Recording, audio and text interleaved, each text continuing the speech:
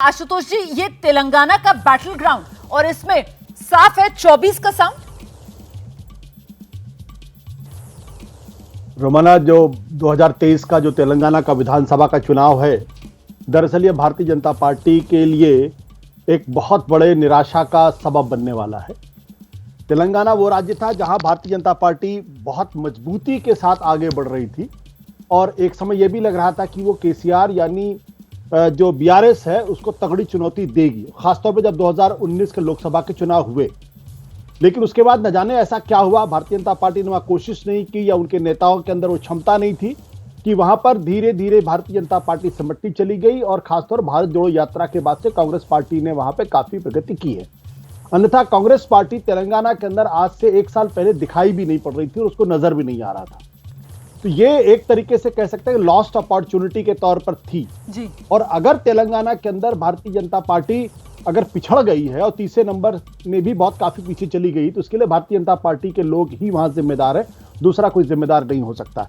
और इसका एक बहुत बड़ा कारण यह था कि के कविता के खिलाफ जिस तरीके से लिकर स्कैम में कार्रवाई की जानी चाहिए थी और जिस तरीके से एक समय यह आया था कि लग रहा था कि शायद वो उनको गिरफ्तारी हो जाएगी, उससे कहीं ना कहीं एक संदेश गया कि भारतीय जनता पार्टी और बीआरएस के बीच में कहीं कोई अंदर खाने कोई बातचीत तो नहीं हुई है जिसका नेगेटिव असर वहां पड़ा और जिसका फायदा कांग्रेस पार्टी ने वहां पे लिया है। ठीक है सर। तो और दूसरी बात यह है कि जो जिस एमआईएम के बारे में बार बार कहा जाता है कि हिंदुस्तान के मुसलमानों के सबसे बड़े नेता हैं, एआईएम के बारे में अभी आगे चर्चा करेंगे विस्तार से, लेकिन पहले विजय जी, जो सवाल मैंने आशुतोष जी से भी पूछा और जितनी वजह आशुतोष जी ने यहाँ पर गिनाई कि अभी जो तस्वीर उभर रही है वो क्यों है, तो कुल मिलाकर ये कहा जा सकता है ना कि वो 24 चुनाव की छाया कह लीजिए, उसका साया कह लीजिए, उसी से समीकरण 23 के चुनाव के तय हो रहे हैं। बिल्कुल ठीक बात है। खासतौर से इन 5 राज्यों के विधानसभा चुनाव में तेलंगाना विधानसभा चुनाव ऐसा है जो सीधा 2024 के लोकसभा चुनाव के रेफरेंस में लड़ा जा रहा है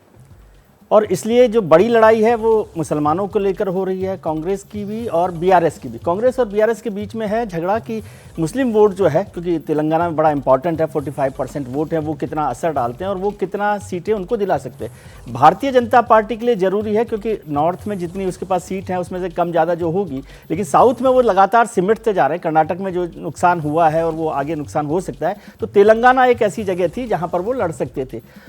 अब 2 बड़े कारण हुए जिसका आशुतोष ने भी जिक्र किया। एक तो ये, मैं उसको लॉस्ट अपॉर्चुनिटी, मैं उसको शायद स्ट्रेटेजी भी समझता हूं कि उन्होंने क्यों संजय बांडी, जो उनका सबसे क्रांतिकारी अध्यक्ष था जिसने भारतीय जनता पार्टी को खड़ा किया और जो हेड ऑन लेता था बीआरएस को हेड ऑन लेते थे, उसको उन्होंने लास्ट मिनट पर इवन इलेक्शन की ईव पर वापस ले लिया और जो जी किशन रेड्डी को लेकर आ गए। पहली बात। दूसरी बात, शराब घोटाले को लेकर, लिकर स्कैम को लेकर जितनी गिरफ्तारी आम आदमी पार्टी के बड़े नेताओं की दिल्ली में हुई, उसमें सबसे पहला नाम के कविता का आया था, बीआरएस के लीडर का।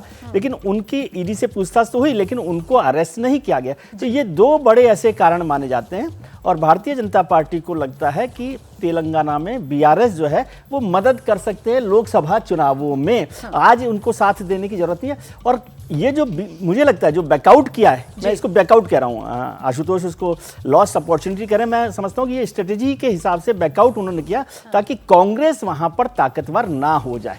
जैसे ही घड़ी का काटा दोपहर 2:30 पे आए, बबीता जी का दिल सास बहू साजिश के लिए मचल जाए। और ये है इनकी बहू, पूरे दिन ऑफिस की टेंशन हो जाए गॉन जब ये करें अपना फेवरेट शो फ्री टाइम पे ऑन। इनकी तरह आप भी देखिए अपना फेवरेट शो अपने टाइम पर और डाउनलोड कीजिए एबीपी लाइव ऐप अपने स्मार्ट टीवी पर।